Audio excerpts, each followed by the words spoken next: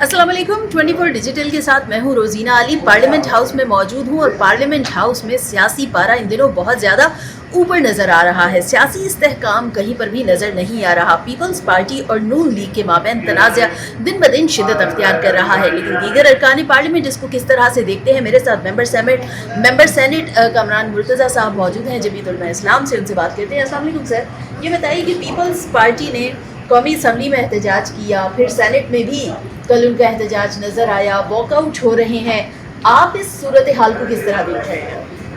देखिए, इस वक्त आप इस पे हतमी राय नहीं दे सकते। दो तीन थ्योरीज हो सकती हैं।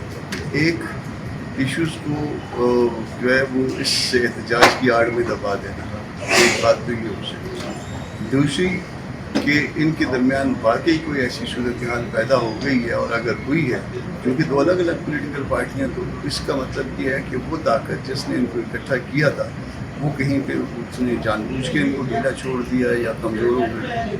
ये दूसरी बात हो सकती है। तीसरी बात फिर ये हो सकती है कि वो स्लाट्स जो कि अपोजिशन के पास आती हैं, अपोजिशन लीडर्स के पास आती हैं, वो इस सारे मामले के बाद जो है वो तीसरी उस स्लाट पे कब्जा करना हो और उसके नतीजे में इलेक्शन कमीशन में अपॉइंटमेंट्स हो और बाकी इस तरह की बहुत सारी चीज़ें हैं जहाँ पे अपॉइंटमेंट्स जो है इलेक्शन अपोजिशन लीडर और ट्रेजरी का जो लीडर ऑफ द हाउस है वो मिल के करते हैं। तो दोनों तीनों बातें इस वक्त मुमकिन है। सूरत हाल को वॉच करते हैं, आप भी गौर से देखिए, मैं भी गौर से देख रहा हूँ, फिर देखते हैं कि अल्टीमेटली क्या है, आवाम को किस बत्ती के पीछे लगाएगा। सर ये बताइए कि आपको क्या लगता है पीपल्स पार्टी और नून लीग के बीच में, क्योंकि इत्तेहाद की बात होती है लेकिन अब वो इत्तेहाद कमज़ोर होता हुआ नज़र आ रहा है, क्या सिर्फ पंजाब से जो बयानात सामने आ रहे हैं वही है या इसके पीछे कुछ और भी आप समझते हैं कि वजह हो सकती है? आप क्या ये समझती हैं कि अगर पंजाब से कोई बयानात आ रहे हैं तो पंजाब वाले जो है वो इतने सादे होंगे कि वो इस तरह के बयानात दें जिसके नतीजे में कोई उन्हें नुकसान हो जाए? तो ऐसा मुमकिन नहीं। तो जो भी मामला जिस तरफ भी जा रहा है वो किसी फ़ायदे की तरफ ले जाया जा रहा होगा, या एक पार्टी अपने फ़ायदे में, या दोनों पार्टियां अपने फ़ायदे में, या किसी और फरीक का इसमें कोई फ़ायदा हो सकता है। तो कोई ना कोई बेनिफिशरी है, तो ये सब कुछ बेसबब नहीं है। सर ये बताइएगा कि एक जब इजलास होता है, चाहे वो सेनेट का हो या कौमी असम्बली का हो, उस पर बहुत ज़्यादा रुपया पैसा खर्च होता है और आवाम की नज़रें होती हैं इन ऐवानों पर। यहाँ पर कौमी असम्बली में होता है, सेनेट पर उनकी नज़रें होती हैं कि यहाँ पर हमारे लिए कुछ अच्छे फैसले हो रहे हैं। एक इजलास ना होने से उस पर आप क्या समझते हैं कि कितना एक पूरा अमल मुतासिर होता है, और उसमें जो पब्लिक इम्पोर्टेंस के एजेंडा हैं उनको फिर आप किस तरह देखते हैं? वैसे मुझे ये बताइए कि यहाँ पे कौन से फैसले हैं जो आवाम के मफाद में हैं?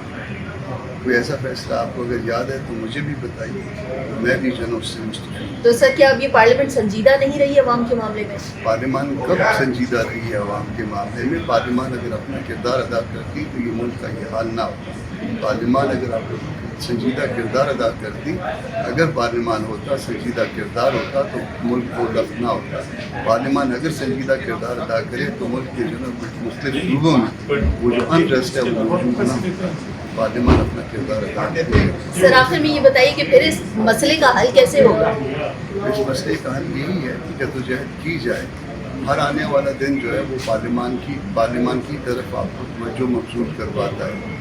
लोग ही ये तवज्जो आज कमज़ोर है, पार्लियामान का किरदार आज बहुत कमज़ोर है, मगर हर आने वाला वक्त जो है वो पार्लियामान की अफादियत को साबित करेगा, और शायद इतनी देर में उनके दिल में भी उतर जाए मेरी बात।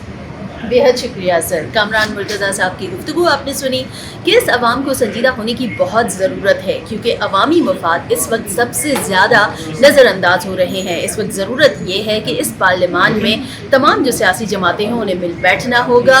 अहम जो कानून साजी है उस पर गौर करना होगा कि आया अवाम के मफाद में कौन सी अहम कानून साजी की जा सकती है, कौन से एजेंडा हैं जो फिर नज़रअंदाज हो जाएँ तो उसमें नुकसान सिर्फ अवाम का होगा।